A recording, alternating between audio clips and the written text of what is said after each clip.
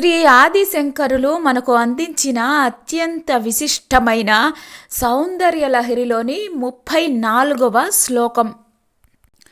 శరీరం త్వం శంభోః శశిమిహిరవక్షో రుహయుగం తవాత్మానం మన్యే భగవతి నవాత్మానమనఘం. అతః శేషః శేషి త్యయం ఉభయ సాధారణతయా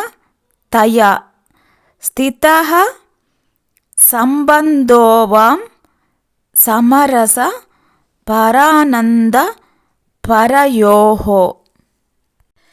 శరీరం త్వం శంభోః శశిమిహిరవక్షో రుహయుగం తవాత్మానం మన్యే భగవతి నవాత్మానమనఘం. అతః శేషః శేషీత్యయం ఉభయ సాధారణతయా స్థితః సంబంధోవాం సమరస పరానంద పరయోః.